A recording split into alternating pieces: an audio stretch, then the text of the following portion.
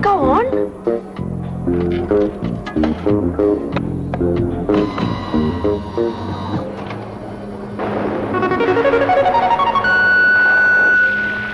Hello, Tony. Bored with the old games, are you? You'll have to be quick to score well with me. Very well. Make sense of this.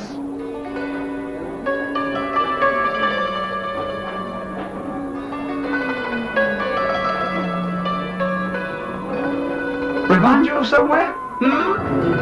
Greece. That's right, Tony.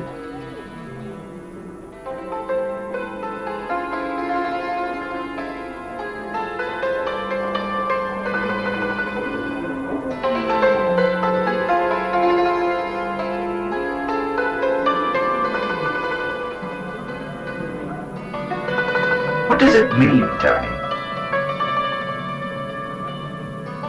Time's nearly up.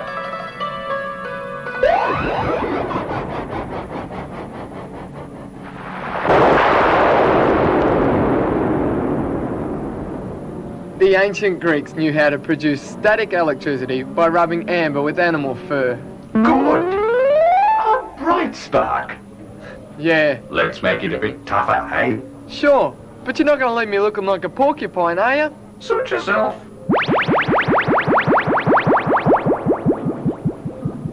This is Count Count Dracula lived in Transylvania. He had funny teeth.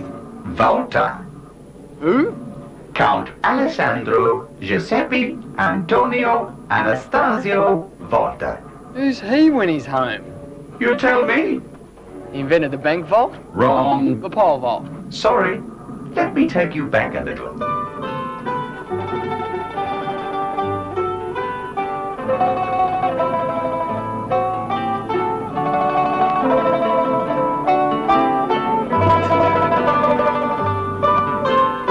He built the Leaning Tower of Pisa. Wrong that, Tony. He invented the world's first electric battery. He created a constant flow of electric current. Imagine, up until then, people could make a spark, but no real current. Volta made electricity travel from one place to another through wire. Big deal. In 1800, it was a big deal. Imagine what life would be like now if that hadn't been discovered. Want to go back to beginner's level? No way. Suit yourself. Tell me what this is. Don't tell me. A magnet. Good. Now inside this trunk, locked with the lock of Hercules, sealed by the mystical magic of Merlin, and guarded by the demon dogs of death. No!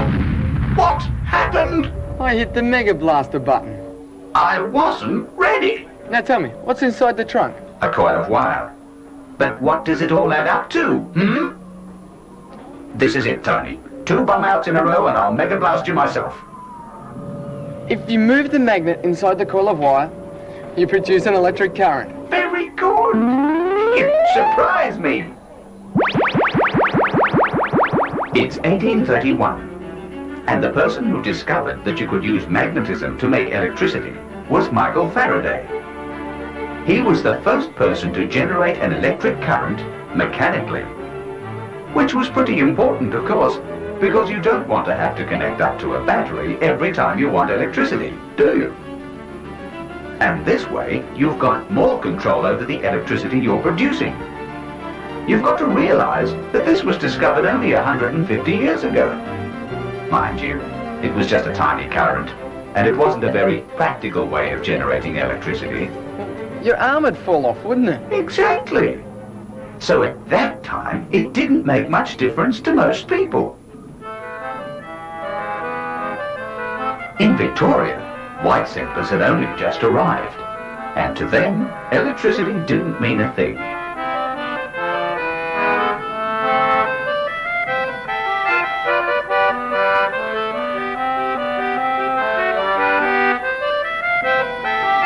Now, Tony, the first practical application of electricity was The electric toothbrush?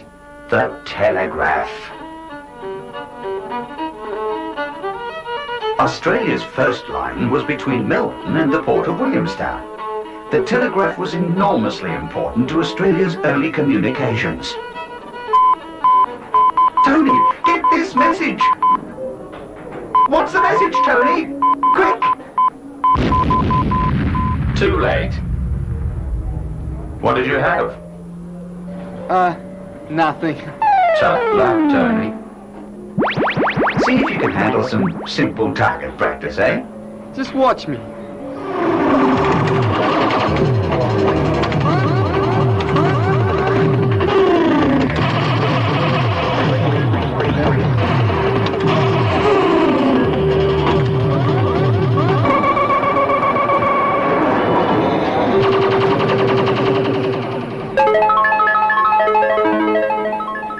Faraday's discovery of a mechanical method of generating electricity had to be linked with another discovery before electricity could be produced in a practical way. What was the other discovery? Steam power.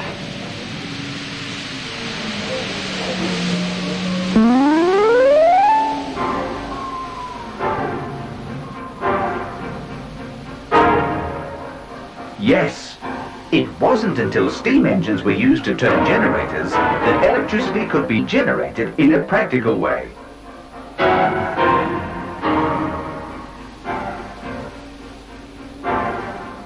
Do you know the first year they played night football at the MCG? 1985, Collingwood and North Melbourne. 1878, actually. Melbourne played Carlton.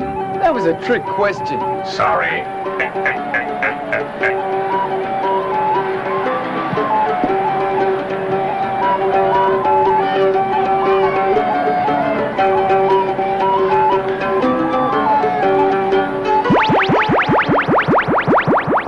Of course, the general public still didn't have electricity.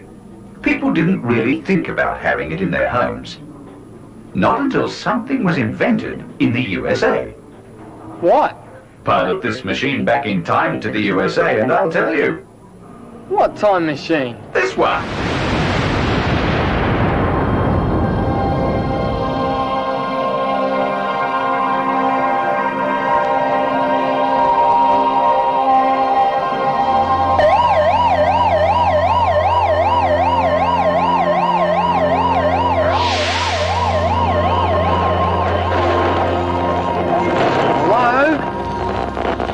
Nicely done. It was Edison who invented the sort of light globe which could be used in homes. Once this light globe had been invented, power stations had to be built to get electricity to people's offices and homes. And once that electric power was available, other things could be made to use it. Like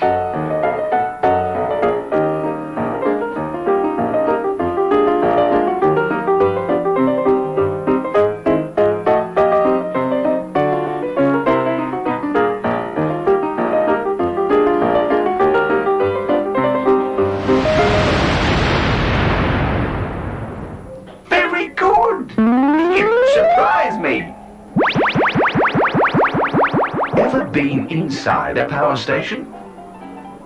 To develop a supply of electricity throughout Victoria, the State Electricity Commission was established. Its first power station was built in the 1920s and was worked by steam made by burning brown coal.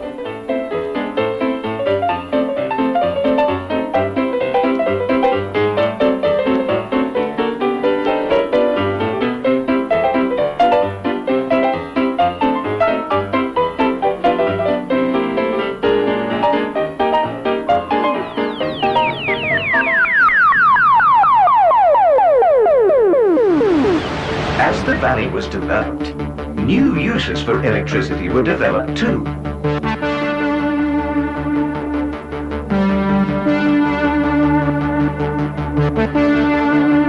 And As demand for power increased, it became more and more important to generate electricity economically and to transmit it efficiently around the state.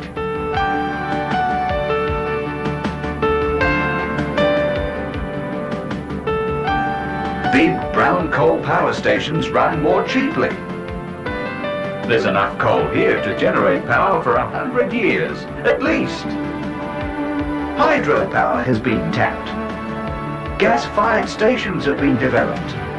And transmission lines that work at 500,000 volts. The most important task ahead is finding the best ways to make electricity.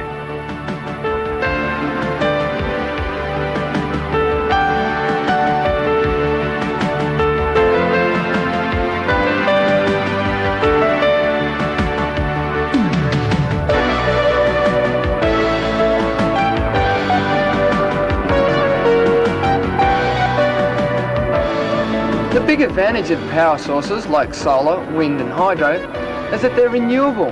They don't run out like coal, oil and gas.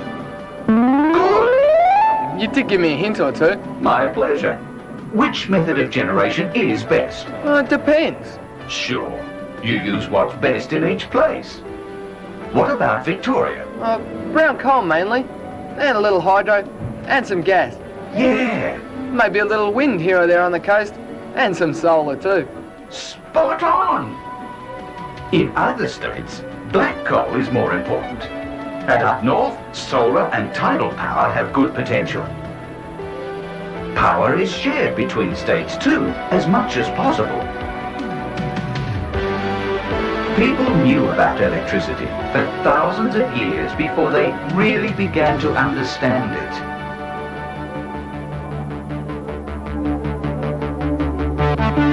When you look around you now, it's hard to imagine life without it.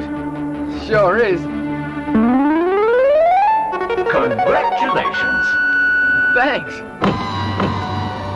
See you later. See who later?